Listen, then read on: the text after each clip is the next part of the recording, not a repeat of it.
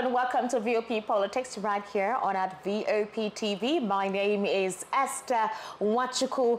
Once again, welcome to the Boxing Day edition of VOP Politics. On VOP Politics, we discuss and analyze trending issues in the political arena as well as other sectors that impact daily existence. However, before we proceed, let's take a news overview on issues across the polity. Now we'll begin with the All Progressives Congress and the People's Democratic Party announcing the timetable for its primary polls in preparation for the upcoming by-elections to fill vacant positions in the National and State Assembly. News also, VOP Politics gathered that the Independent National Electoral Commission has scheduled these by-elections for February 3, 2024.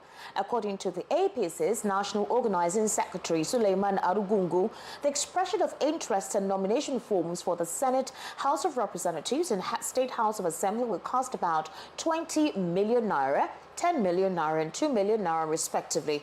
Meanwhile, the PDP Senate, House of Representatives and House of Assembly forms are priced at 3.5 million naira, 2.5 million naira and 600,000 naira respectively. Special discounts apply for female aspirants, persons with disabilities and youth below 40 years. The sale of these forms will begin on December 27 and end on January 2, 2024. The submission of forms would be on January 3, while the screening of aspirants will be conducted on January 4. According to APC's organizing secretary, the party's primary election would be held on January 6, while the review and collation of the list of candidates would be conducted on January 8. Now, the PDP's primary election is slated for Monday, January 8, 2024, and appeals on the party primary are scheduled to be held on Tuesday, January 9, 2024. Meanwhile, the presidential spokesman has revealed that President Bola Ahmed Tinubu will not keep quiet and allow the political crisis in Ondo and Rivers State escalate beyond control. Ajurin Galali stated this via Monitor television program on Monday. You would recall that President Bola Ahmed Tinubu intervened in the political imbroglio in Ondo and Rivers State. Now, Ajurin Galali claimed that the president's action was a move in the right direction. He expressed that the president, Bola Ahmed Tinubu, will continue to intervene in the state's political crisis and the larger interest of the country. Meanwhile, President Bola Ahmed Tinubu has strongly condemned the heinous brutal attacks in Bokos and Barakaladi local government areas of Plateau State, the north central of Nigeria, which has resulted in the tragic loss of many lives. VOP Politics gathered that in a statement by the Special Advisor to the President, Media and Publicity, Chief Ungu Ajurin Galali, he explained that the President strongly condemns the heinous and brutal attacks in Bokos and Barakaladi local government area, which has also resulted in the tragic loss of lives. He said the President has asked that those who were on the killing spree should be apprehended as soon as possible. Now, a chieftain of the People's Democratic Party, Daniel Bwala, has suggested that the current administration of President Bola Ahmed Tinubu may end up worse or almost like his predecessor. He noted that this was exactly how Nigerians were told to be patient for 8 years, while the Buhari administration was busy doing very little or nothing at all. Bwala said that Tinubu has already spent 31.8% of his first term in office and has only succeeded in raising the sufferings of Nigerians during this period. Elsewhere, the All Progressives Congress-led government has alleged that the governor, Abba Yusuf-led New Niger People's Party in Kano State is planning to misappropriate local government funds amounting to over 8 billion naira. Abdullahi Abbas, who made the allegation in a statement issued today, said the political uncertainty on what would be the outcome of the Supreme Court judgment on the disputed gubernatorial election in the state appears to be pushing the NNPP government to usurp the functions of local government. Abbas noted that the approval letter, which was already sent to all local council chairmen and copied to the Auditor General of the state, local government audit, and all zonal inspectors of the ministry, directed the local councils to contribute to the projects. And that is a wrap on the news overview. We'll be right back shortly.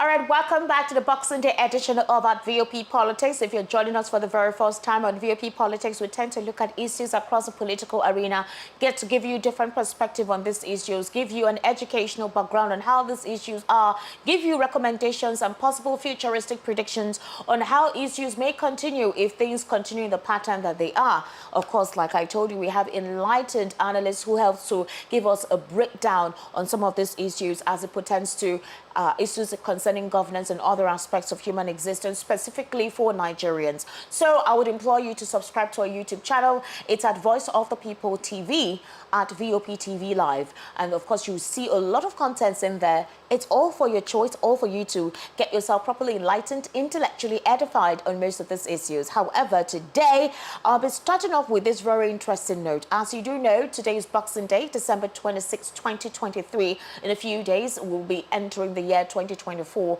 and so far, it's not good news. If you have gone on the streets of Lagos or wherever it is you're watching us from, especially in this part of the world, and you try to feel the pulse of the people, it's not, it's not uhuru, it's not good news. Everyone is feeling the bite of the economy at the moment. I would say that the Hamatan situation is across every aspect of the Nigerian economy, except for a few who seem to be benefiting from what exactly is the, will I call it, hazardous moment or Hamatan season being experienced in the Nigerian economy. So in that regard, the People's Democratic Party has, blasted President Bola Ahmed Tinubu's administration, saying he lacks a local standard on what to do as to resuscitate the Nigerian economy.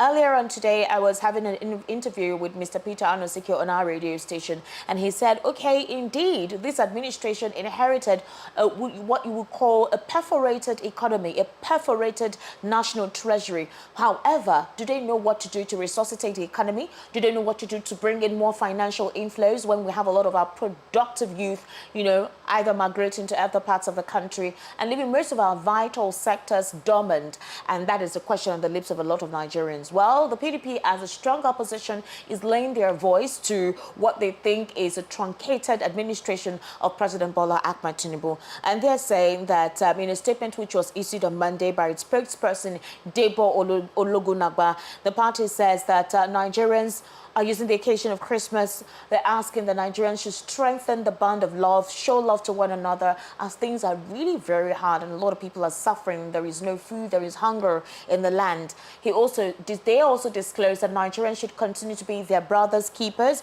during this festive period and not allow the hardship imposed on the nation by the APC administration to change their caring nature. Also, the party charged Nigerians to continue in the stead so we can have a more united government. However, the opposition party has asked the National Assembly to be on the side of the people by cutting all provisions of luxury items in the 2024 budget and channel such funds to sectors that have a direct bearing on the well-being of Nigerians. They urge Nigerians not to succumb to despondency, but to use the occasion and essence of Christmas to offer prayers as well as renew their hope and trust in the divine intervention of God in the affairs of the country.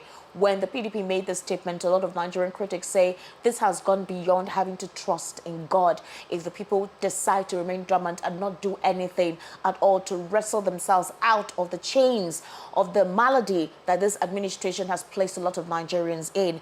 Well, like I said earlier, welcome to VOP Politics. Let me introduce my guest that would help us, give us their own perspective on some of these issues I'll be discussing today. First off, I will start with my guest in the studio, Mr. Peter Anosike. Peter Anosike is a political and social affairs commentator. He is a development strategist. He's also an author of one of the best-selling books in Africa. Peter Anosike, welcome to VOP Politics. Thank you for having me. And thank you for joining us as well, for your patience in ensuring that we, swing through with this.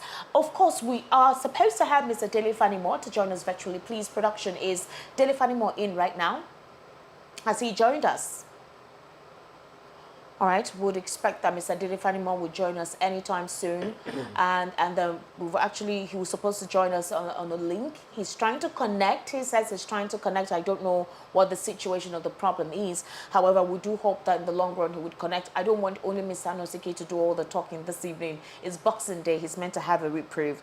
All right, let's start off with this. Mr. Peter Anosike, the charge that the PDP is given towards the All Progressives Congress, and also saying that Nigerians are celebrating Christmas in hunger and despondency. However, they should show the sign of love and unity. Do you think these are words that Nigerians may not really adhere to as they've gotten to the brink of what you would call a brink of urgency to survive? Well, Nigeria has been in a survival mood. Okay.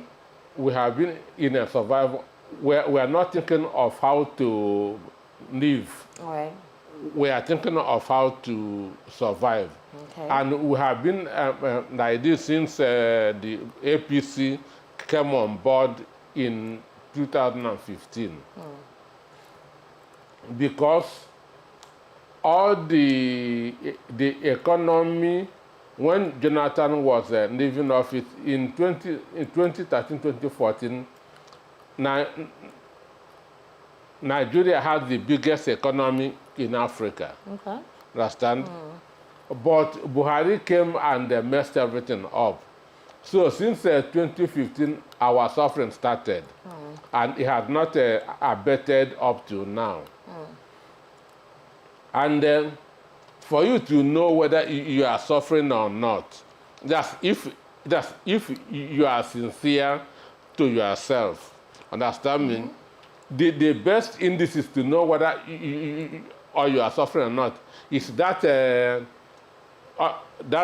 your sense organs. Okay. Understand me? Or your sense organs will tell you whether things are well with you or not. And anybody, whether you voted for Atiku, whether you voted for P2B, whether you voted for Tinubu, your sense organ must be telling you that things are not well with Nigeria. Understand? If you take your standard of living now and what it is about 5-6 years ago, you will see that you are not doing well.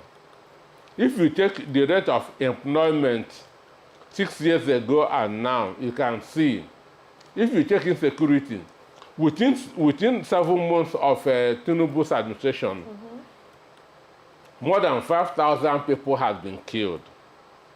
More than 5,000 people, around 5,168 people have been killed under 6 months of Tinubu. 2,000 and something have been kidnapped within Tinubu's 6 months. Now, imagine what could happen in a year, or 2 years. So, and as I told you the other time, during the Christmas, people bought chicken for 15,000 naira. Cows were sold for 400,000. And now, about 40 people are now contributing money to buy cows. Understand me? Because it has gone beyond what 2-3 people can contribute money and buy, as it was done some years back. Rice, you know how much it is. So this could be the worst Christmas that Nigeria has ever had. And I'm not seeing any hope, because Tinubu has not done anything to arrest the economy that is on a free fall. All his policies cannot impact on the masses. Okay. Understand me? So PDP is right by saying that Nigerians are suffering. But for them saying that they should love one another, they have no alternative. Understand me? Okay. They cannot begin to kill each other. In a way, assuming that our votes counted during the election, I would have said that we are getting what we voted for. Understand me? But the votes did not count. INEC and the judiciary are the people, are the institution that imposed those who are ruining us. Understand? So we voted in a different way. INEC and judiciary gave us a different thing. Interesting. Mr. Dele Fanimoa, good evening and welcome to VOP Politics. Happy Boxing Day to you. Mr. Dele Fanimo, can you hear me? Hello, how are you? I'm fine. Good evening. Welcome to VOP Politics. Happy Boxing Day. Waiting to connect. Oh, okay. Maybe I think it's a Yes. network situation, but thank God you've been able to connect eventually. Mr. Dele Fanimo, we also have Daniel Bwana Yes, ma'am. responding to President Bola Ahmed Tinubu. He has challenged President Bola Tinubu to stop making excuses and deliver on his campaign promises to Nigerians. Bola, we do know, is a spokesperson for the Presidential Campaign Council of the 2023 elections, and this statement was made via a Monitor television program, I think yesterday evening. He claimed that Tinubu may end up like his predecessor, Muhammadu Buhari, whose administration was busy doing little or nothing. According to Bwala, Tinubu has already spent 31.8% of his first term in office and has only succeeded in raising the sufferings of Nigerians during the Yuletide period with a slash in transportation cost. He also argued that there are problems with President Bola Tinubu's policies and that many economies have also faltered the president's 2024 budget. Will your line of thought be in the same tandem with Daniel Bwala, or do you think he's just being too harsh, probably because he's speaking from a perspective of a strong opposition? Is there anything strong in PDP opposition? No. You remember at a point in time, the APC opposition was very strident and pungent to the extent that they preempt the government of Jonathan rather than wait for Jonathan to come up with his policies before they begin to work on such policies.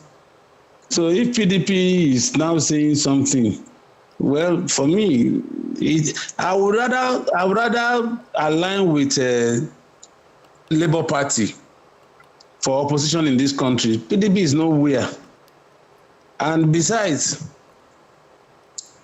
Tinubu came into government at a time when a lot of things had been damaged in our economy, in our socio-political space.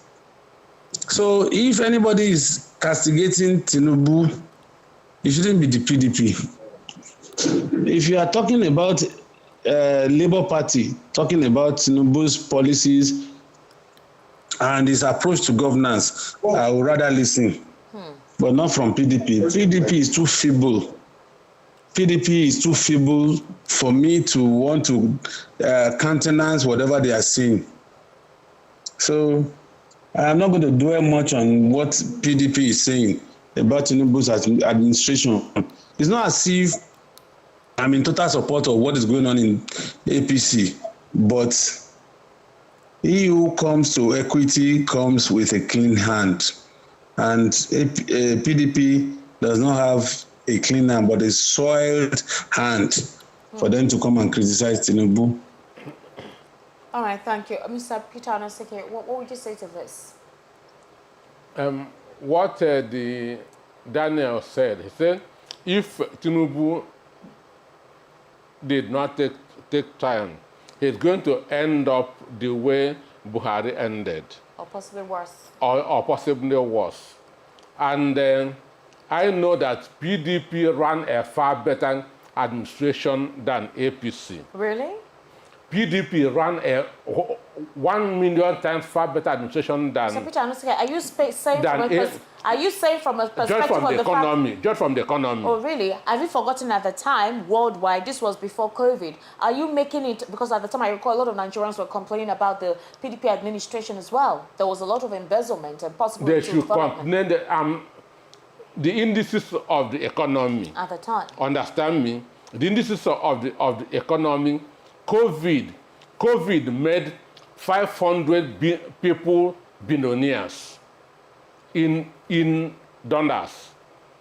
Before COVID, we have 2,100 billionaires in the world. After COVID, we have 2,600 and something. So a lot of countries, a lot of people benefited from COVID. But I'm telling you, PDP is a far more organized political party. PDP is a far more people-oriented political party. When Jonathan was in power, check our economy, check our reserve. Check our reserve, but both this local is and in foreign. opposition to what Buhari said when he came on board. He said the PDP left an empty treasury. So if you're saying that the reserve at the time was better than what was experienced in this administration, how come President Muhammadu Buhari kept insisting over and over that the reason why his economy could not pick up was because he met a completely empty national treasury and that a lot of corruption took place at the time? My 9-year-old daughter can run a government more than Buhari. My 9-year-old daughter can run a government, understands the basics of economics more than Buhari. Now, I'm talking on what Dana Bona said. He said if Tinubu doesn't take time, and I want to give you the indices to show. One, it took Buhari 6 months to constitute his cabinet. 6 months to constitute his cabinet. And they are saying that he didn't hit the ground running in time. That is one of their excuses. And 6 months is a very long period. That's about even a 28% of your 4 years. So was wasted. Then Tinubu took about 2 months to constitute his own, which means Tinubu started 4 months earlier than Buhari.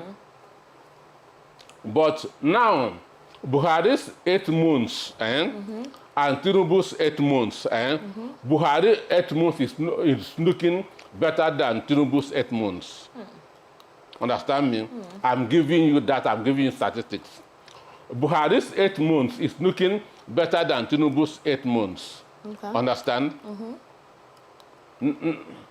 Now, if you check our economy, if you check our reserve, if you check our exchange rate, value of the currency, and so on and so forth. And but from the one, I know that Buhari cannot run a government. Understand? I was around when he was a military head of state. Okay. So I knew what happened. I was around when Abacha made him the chairman of PTF, Petroleum Trust Fund.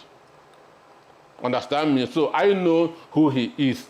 So they deceived those who were not born when Buhari was head of state. And that was those that voted in 2015 and put us into this mess. Because then I was warning that this man is going to make Nigeria a hellfire. Understand?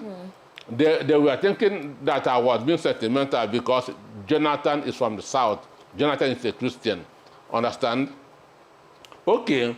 So his 8 months is looking better than Buhari's 8 months, than Tinubu's 8 months. When you check the prices of things, but Buhari inherited a stronger economy than Tinubu. Understand me? Tinubu inherited a messed up economy. Okay. Buhari ran a wasteful government. How many investors came in his 8 years? None. Understand? Because these people have data. They have statistics. They make their researches. Understand? So Tinubu inherited a far worse economy than what Buhari inherited.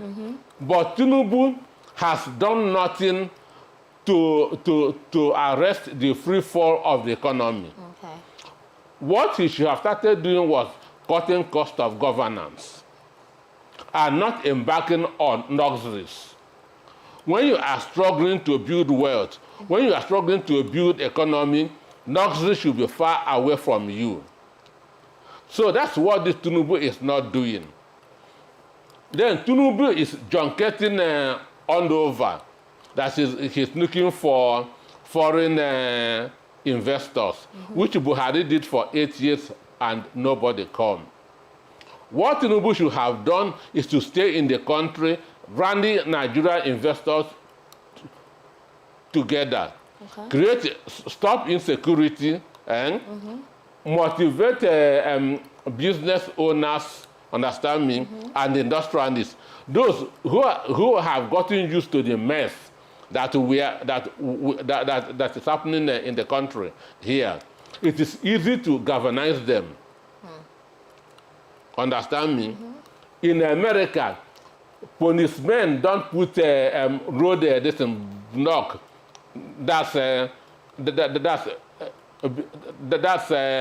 the foot of a bridge. Understand me? In America, policemen don't hide so that the motorists don't see them. But here in Nigeria, we have gotten used to all these things.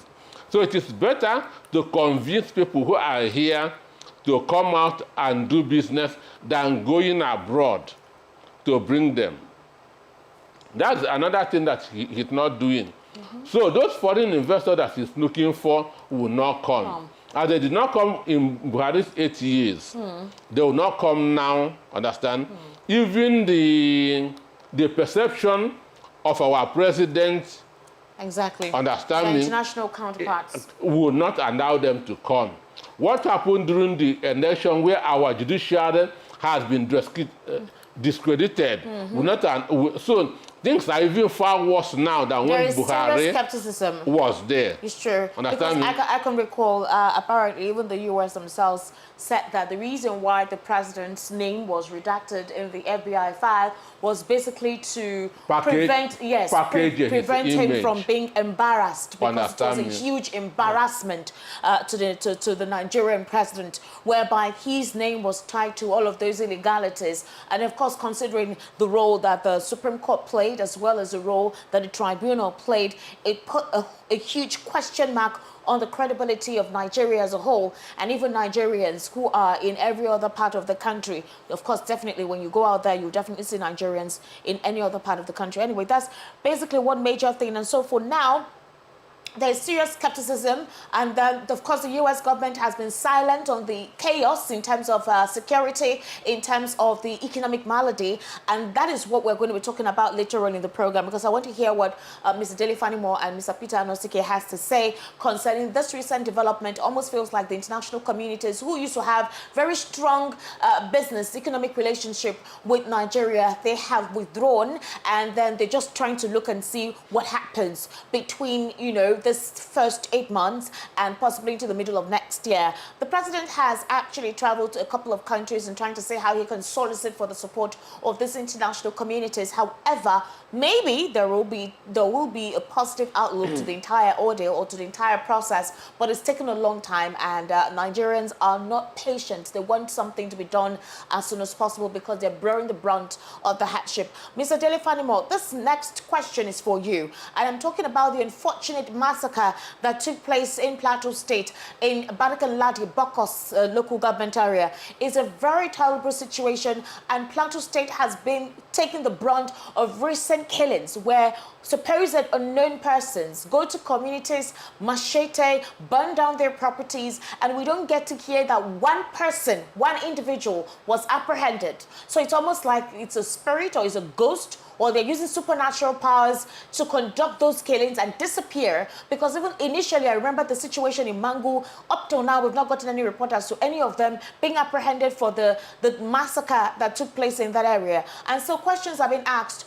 Is it that the government of Plateau State is in connivance with these individuals? What kind of ethnic cleansing or religious cleansing is ongoing in Plateau State? Plateau State is almost north central in Nigeria. You have all tribes residing in Plateau State. So the questions have been asked. What is going on in Plateau State? Are we experiencing an ethnic cleansing? Is it a religious cleansing? How come the state government, the federal government is not taking active measures to quell the situation in some communities in Plateau State? And so at the moment, Governor Moftuwang is saying that terrorists are occupying 64 communities and schools in Plateau State. I schooled in Plateau State. I did my secondary school there, and it used to be a very peaceful and welcoming state. To hear that Plateau State is now a place to be afraid of, a place where you can no longer trust that you'll be safe to walk about, is not a good scenario to experience at all. So he's saying that not less than or no fewer than 64 communities so far are being displaced by terrorists, and that terrorists are also occupying those areas.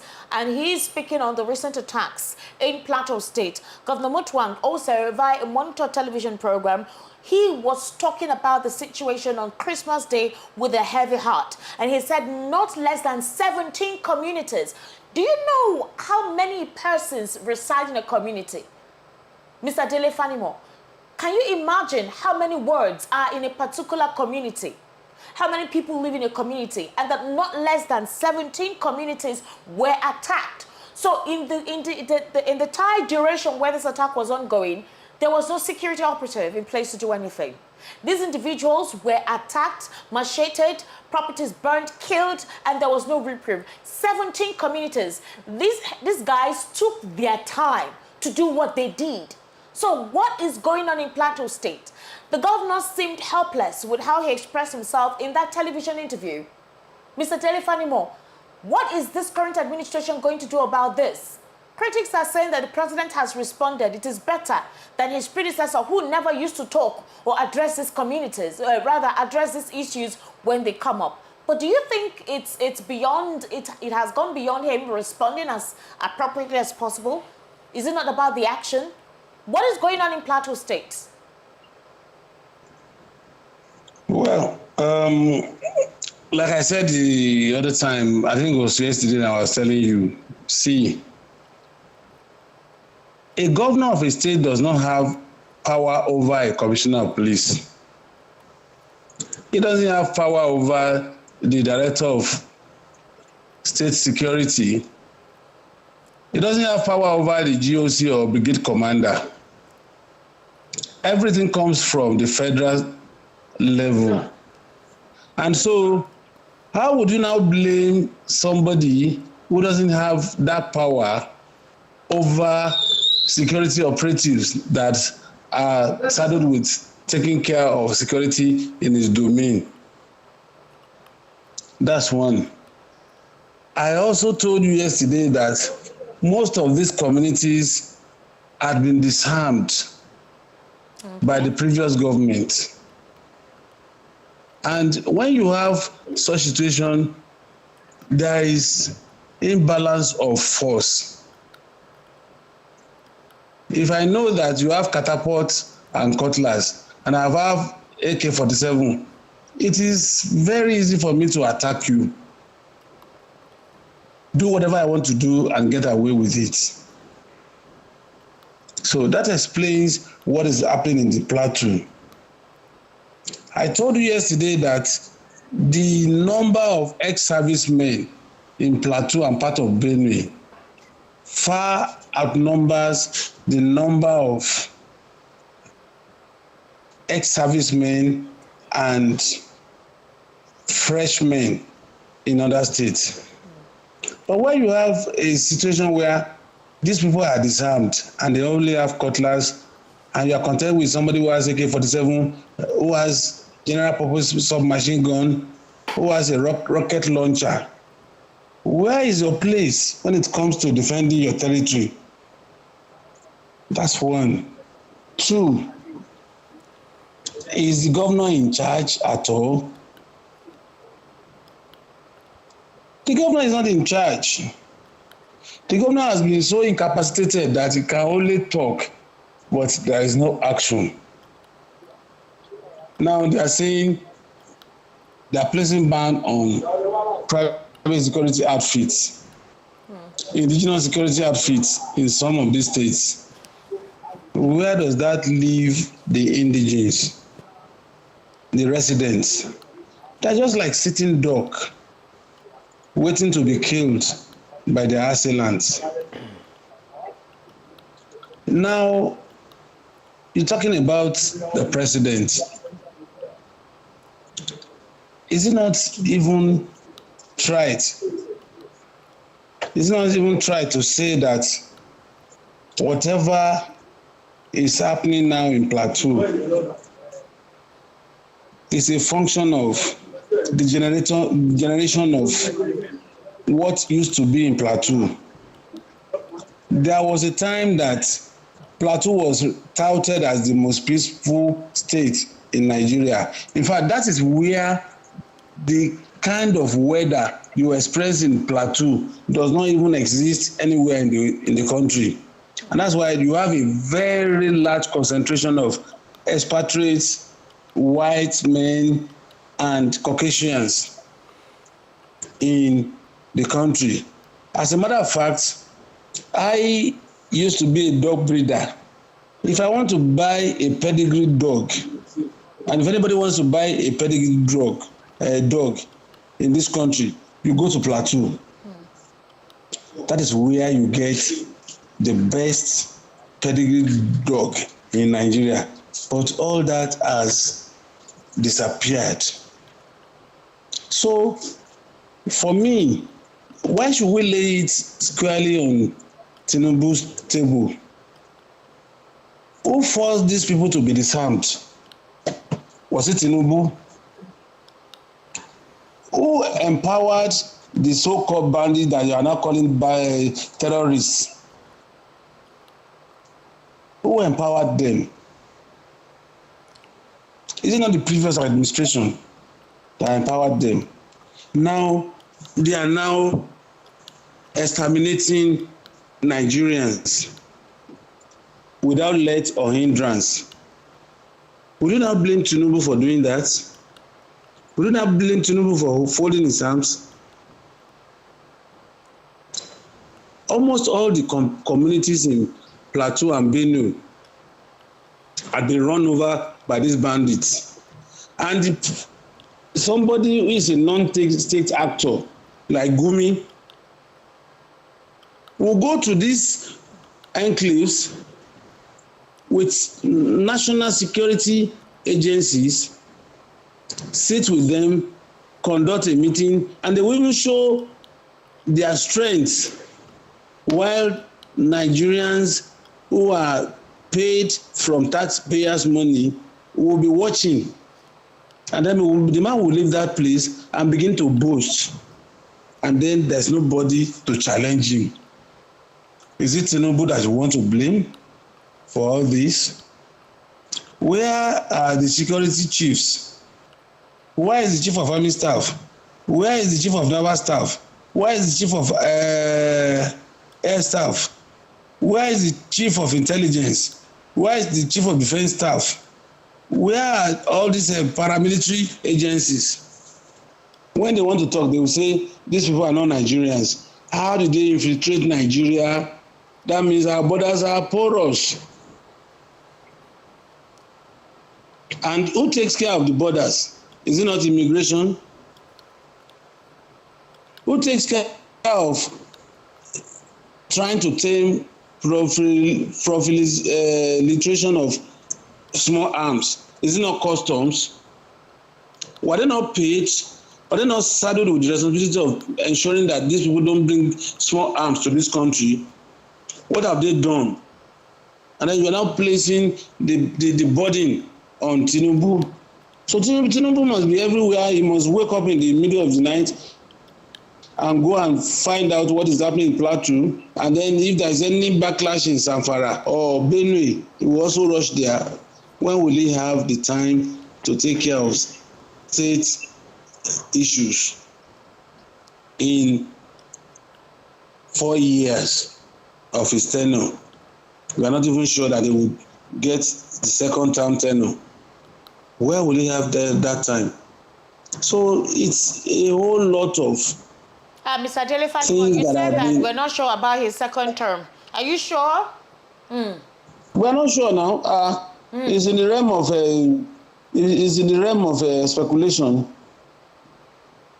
Okay. All right. Thank you so much, Mr. Peter. Okay. What's your take? I want to take this to 3 different sides. Okay. One, I sympathize with those that were the families of those that were killed. Were murdered. Yes, but we have a president in this country. And the other time, I told you that when the French president, Emmanuel Macron, was on a tour, understand? And a 17-year-old boy was stabbed in Paris and died. He has to cancel that tour, understand? And return to France to attend to that. Just an individual. A 17-year-old boy was stabbed and died. But this is 151 Nigerians. The president is in Ikoyi celebrating holiday. Understand? Celebrating a holiday. The vice president visited him, made them wine and dine. While 151 Nigerians were killed in Plateau State, they just issued a statement. That shows you the kind of leaders that we have. Then, but that's what is called the retributive justice. The Biafran Nigeria Civil War was fought by soldiers from Benue, Plateau. Understand me? These are the people that Shehu Musa Yaradoa deceived to go and fight the civil war. It was not the Fulanese, it was not the pure Hausas that fought the civil war. It was soldiers from Benue, Plateau. So all the massacres in the southeast was done by them. Karma is real. Understand me? Karma is real. Shall we say what's going on? What is like karma? Is retributive justice. Understand me? What you sow, you must reap. And it can only take time. So I'm not surprised at all over what is happening there. Even though it is not the sinners, those that committed the offense, but something can miss you and hit your children or grandchildren. So for me, one of the things that is happening in Benue and Plateau is retributive justice. Understand me? What you sow, you shall reap. And they are reaping what they sowed about 40, 50 years ago. Understand me? The massacre that they committed in the East is what is going on there. Understand? That time, there used to be this Lantan mafians. The bulk of the army... Which of Lantan? Lantan South or Lantan No. Lantan itself? There wasn't North and South then. At the time, okay. So, the cabal in the army then were known as the Lantan mafias. Okay. That's where, because most of them are from there. So they were the helm of affairs in the army, doing all kinds of injustices. And now payback time has come. The Fulani that they fought for has taken more than 200 communities in Plateau State and renamed them. I don't know if you are aware of this. Any community they take, they will rename it. Understand? So, meaning that this is now our own. Settlement. 200 communities. So, I'm not seeing peace there anytime soon. One, nature is fighting them. Human beings are also fighting them. Politically, INEC gave a certificate of return to 11 House of Reps members in Plateau State who never win an election. So all these things are contributing to the injustice there. Understand me? So I'm not seeing any reproof in the near future. You're not seeing any reproof in the near future? No. Mr. Peter, that was quite enlightening. Thank you. To be honest, I didn't know the composition of those who kind of helped in fighting with the federal government against the Southeasterners. Now, At the time, Benue, Plateau. because at the time, what we commonly see in our history books is that the Southwesterners, of course the Northerners as well, basically the Hausa and the Fulanese, were the majority of the tribes helped to evacuate the Southeasterners during the Biafran War. And Plateau did the havoc in the southeast. That is quite an interesting note to look into. Mr. Dele Fanimo, would you consider, from the angle Mr. Anosike is placing this, he gave a different perspective, completely out of the obvious, in this entire unfortunate circumstance. Mr. Anosike is coming from a historical perspective and coming from the fact that karma is taking course. He's not looking at whether this set of people were the ones directly involved in what transpired in the Southeast. We're not looking at specifically what tribe they are, whether they're would you call them the southern Hausas or the north central Hausas or the Fulanese. He's not talking about what basic religion, the dominant religion in these communities that were affected by this unfortunate massacre, but strictly speaking on the fact that there is a supposed karma chaos taking place in this community. So do you believe that that's the angle is coming from? If you can toe his line of thought in that regard. The second thing I want to ask is, we don't know what the crux of the situation is in Plateau State. The Fulanese and the Hausas have been living pari passu together. It's been a calm state. So what is causing this supposed cleansing at the moment? What is causing it? Is it a natural resource in the state? Do they want to upskill, their own communities? Because at the moment, like Peter Anosike said, more than 200 communities. And these guys ravaged 23 communities between Saturday up until Sunday morning. It was, and the governor said it was a very coordinated attack. What's your take, Mr. Daly? You see, let me tell you one thing. I'm not going to toe the line of karma. Okay. I would rather say that, you see, in the military, during training, if you're an NCO, non-commissioned officer, you are trained to be subjugated to the point that you look up to your superior officer as the alpha and omega. Okay. And whatever he says is what you obey. That is why in the military, you have from second lieutenant to general, you have them, their pips are always in the shoulder. That means they are shouldering the responsibility of whatever they do. And they also have the power of discretion.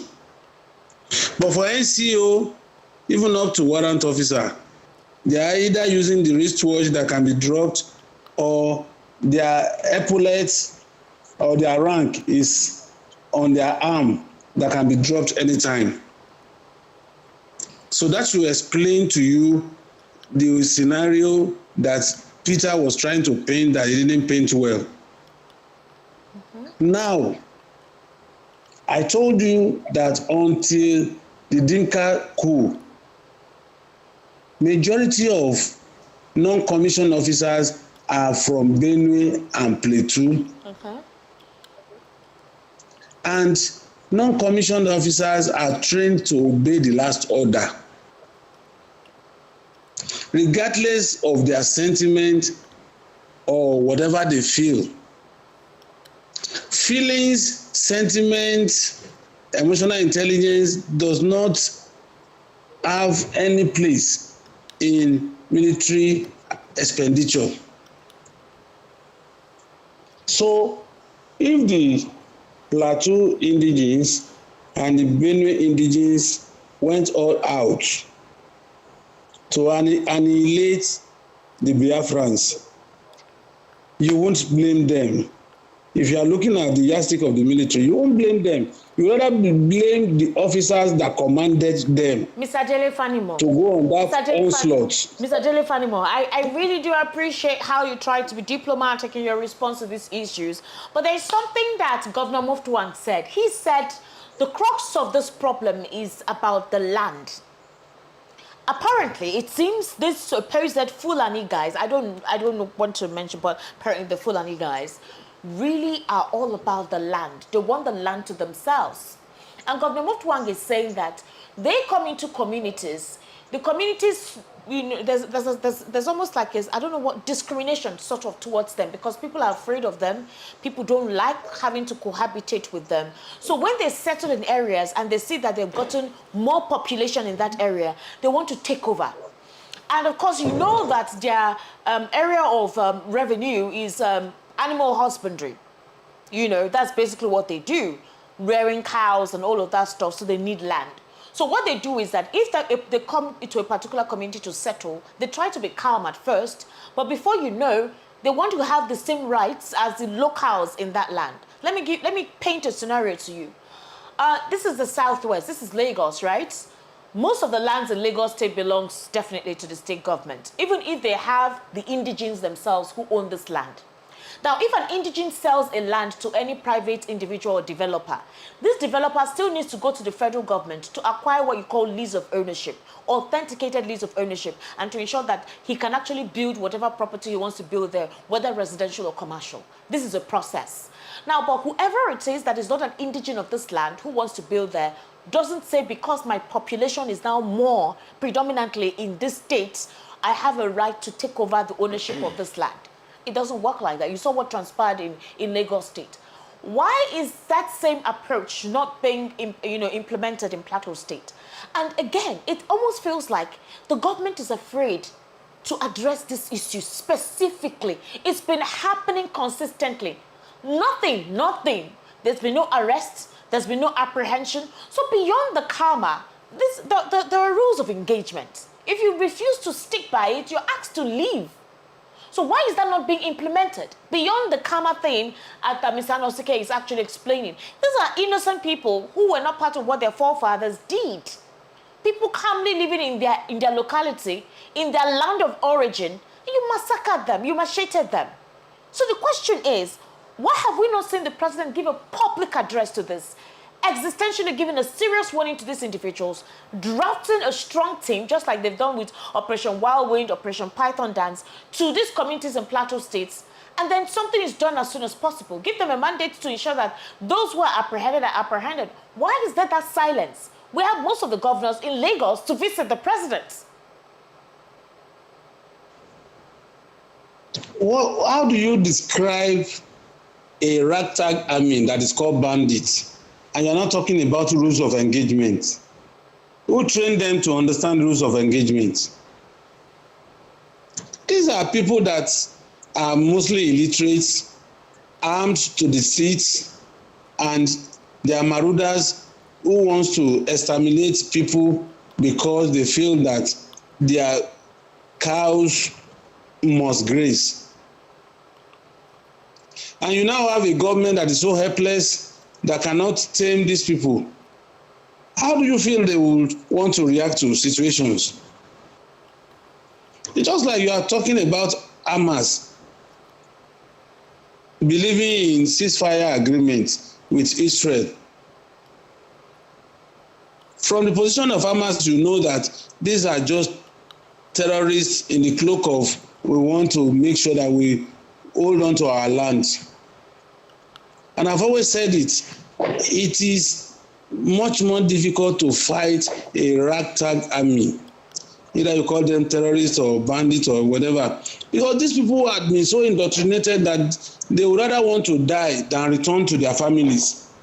And then you now have a regular army that wants to fight and return to their family. Who do you think will have the upper hand?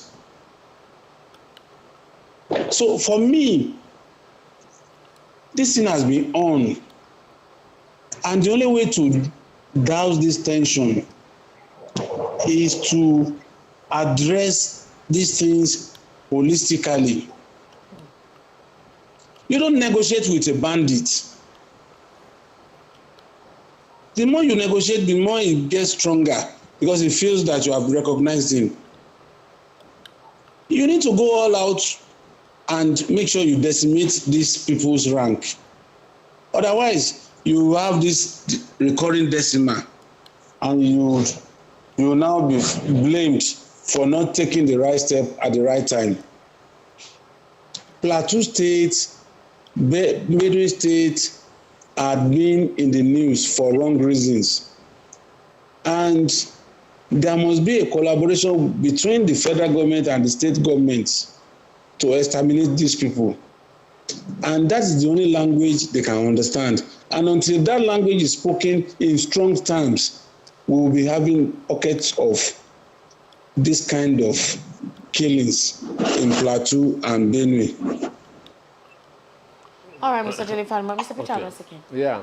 This Fulani movement, topography of Plateau State, they have more water than any other state in the 19 states that's in the north. All right. So when south, we are talking of their crude oil, crude oil.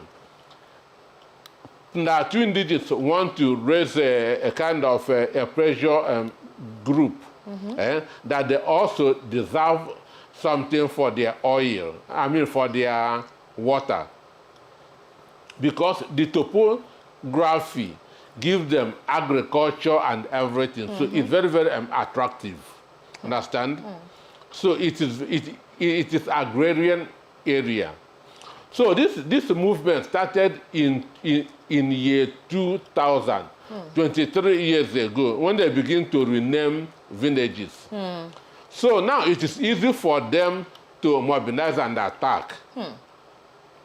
They are no more coming from Castina or coming from Kanu. They are already resident there. So it is very easy for them to mobilize themselves, go out and attack and come back. Understand? But when they were renaming villages, the governors were not paying any serious attention. Now they have become fully entrenched. And that's why they can easily do this thing and they just run back to their villages and stay. And they know themselves. So that is what is happening there. And the main thing is that we don't have any responsible leadership at the top that will address this. Power is transit. Understand? Power is ephemeral. About 8 years ago, understand, from 2015 to 2023, the Fulanese were behaving as if they are above the law, because one Fulani man is in power. Understand me? And that thing is changing now. And if Tinubu can put his feet down, understand, he can stop the reckless adventures of these people. Understand? That's why we always talk of a strong president. Understand? All right.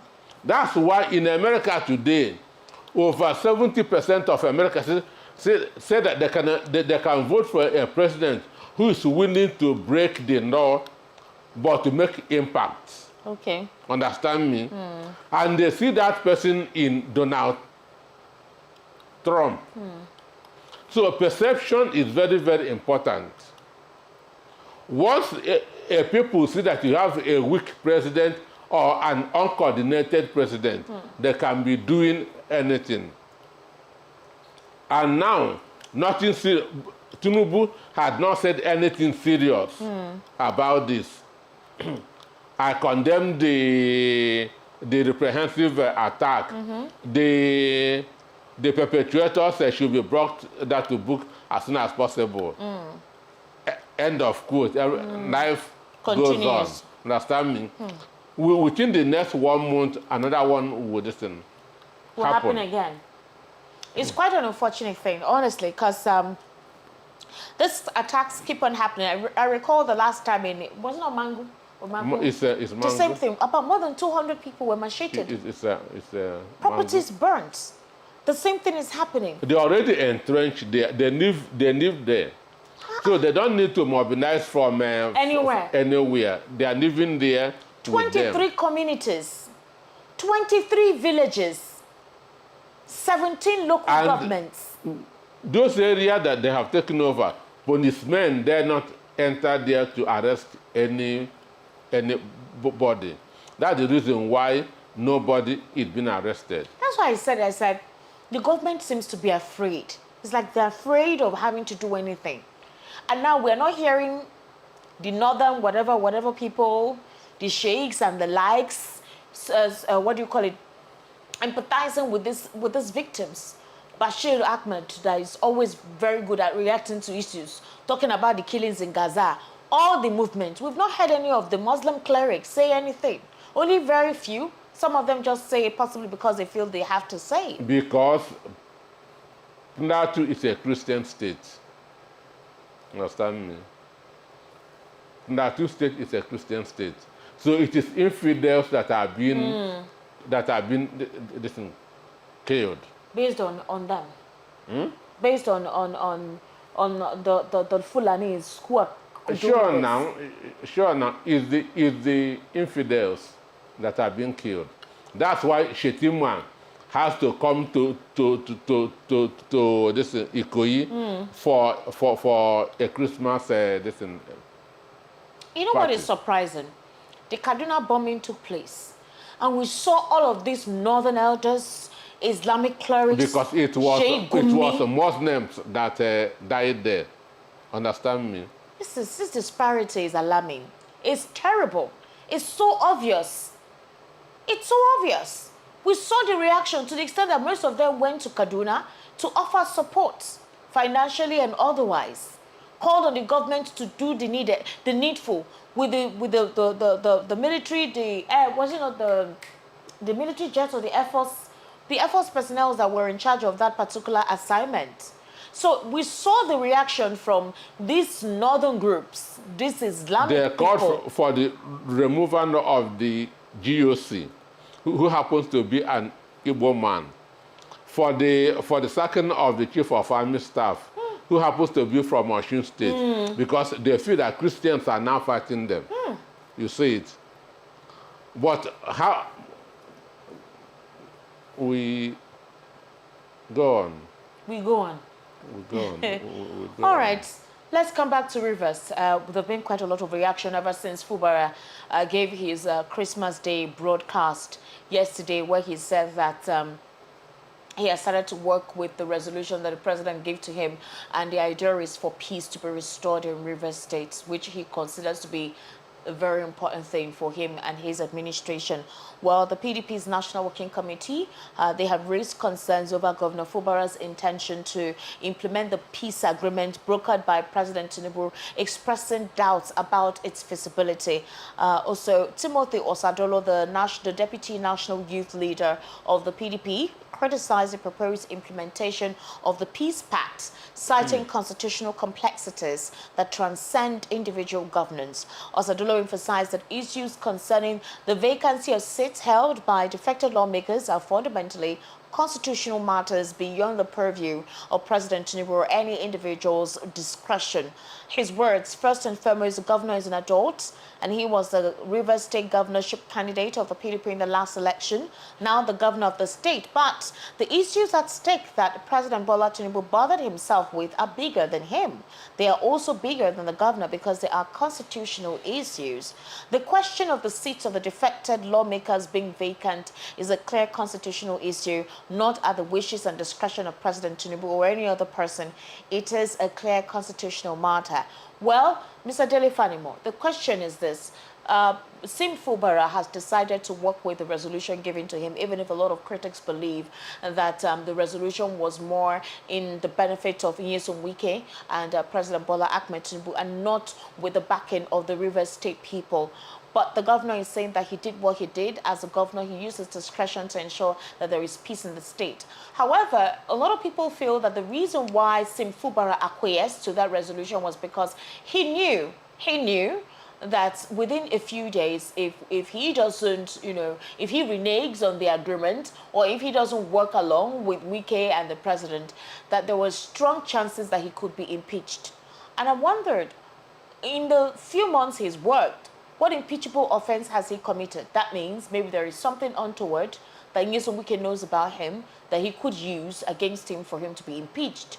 Now, the second question is this. The PDP's reaction to the president's resolution, is it coming too late?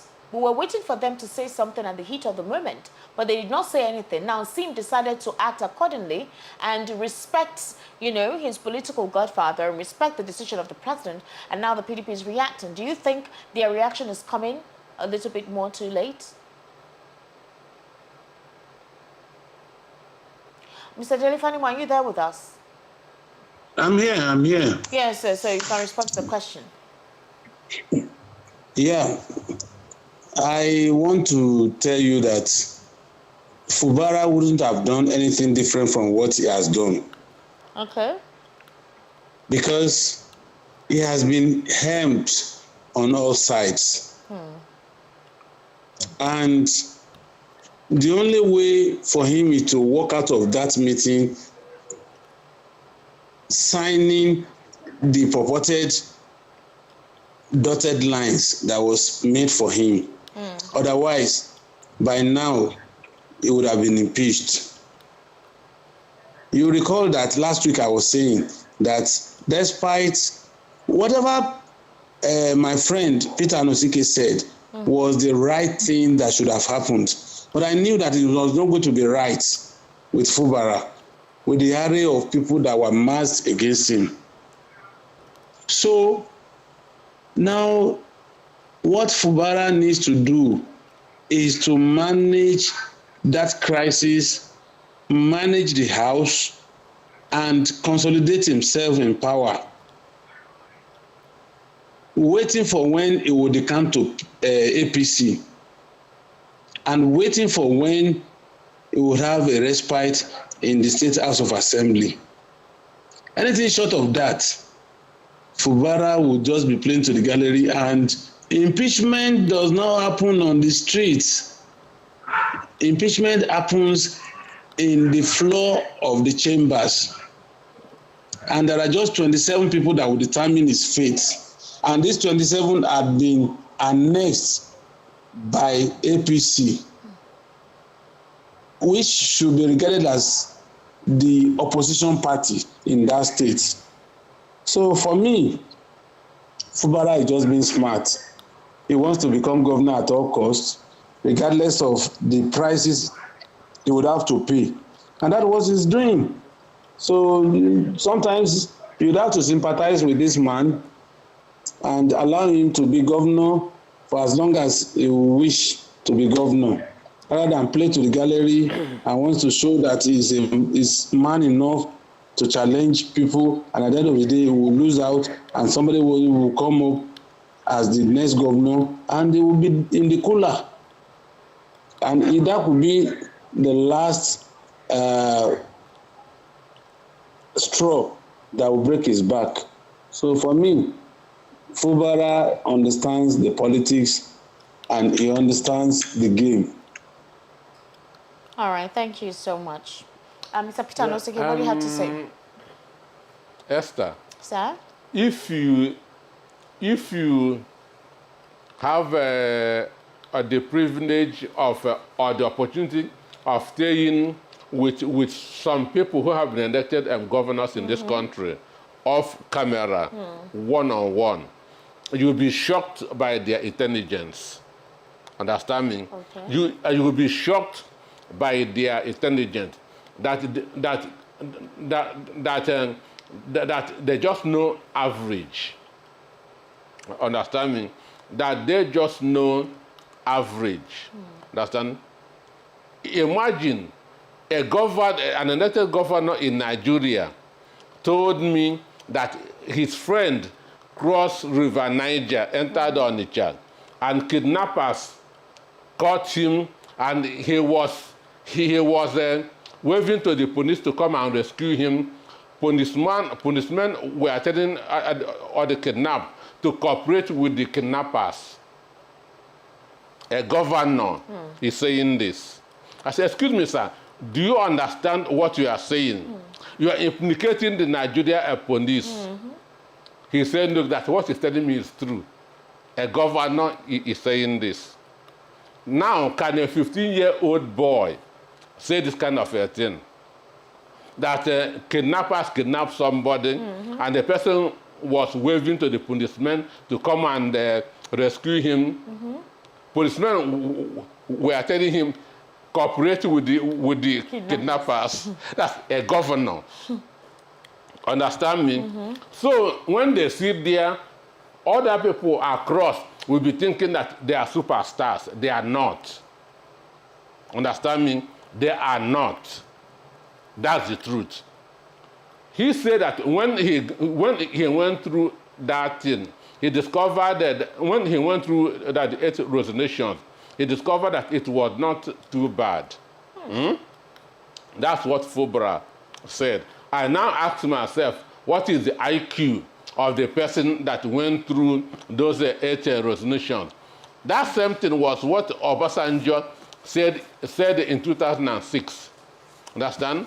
When Nigeria Census MPC, National Population Commission, released the census, what Obasanjo knew that it was rigged, that is not true. But for there to be peace, Obasanjo said, well, the figures are not too bad. Nigerians can either leave it or accept it. Obasanjo said that. That the result is not too bad. Understand? That, so when they tell you that it is not too bad, simply means that it is bad enough. Bad enough. Understand me? But we can work with it. Understand me? It is bad enough. Because in that census, they made Kanu to be more populous than Lagos State. And that 2007, Fashionda was the chief of staff to Tinubu. And Fashionda was the head of the Census Commission in Lagos. Fashionda said they spent 11 sleepless nights counting all the houses in Lagos State. And they got 4.5 million. So what Makaman, the head of the census board, did was just times 4.5 by 2, 9 million. They gave Lagos State 9 million, which means every household in Lagos has only 2 people, a husband and a wife, no children. Understand me? Obasanjo was looking for a third term. He did not want to move against the North. So he decided to accept it, to see if he can get his third term. Understand me? So he said, well, that the figure is not bad enough, that Nigerians can either leave it, accept it, or whatever. So what the southern guy said is true. Nothing, Constitution is more than Tinubu. Constitution is above Tinubu. Constitution is above Fubara. Tinubu got his power from the Constitution. Understand me? So it is above the president, it's above the governor. Anything that is Constitution is above them. Constitution has made a pronouncement on the campaign from one party to the other. That resolution that they signed in Abuja is not above the Constitution. Therefore, Constitution must prevail. Must prevail. Constitution must prevail, unless they want to turn Nigeria to a banana republic. And the international community is also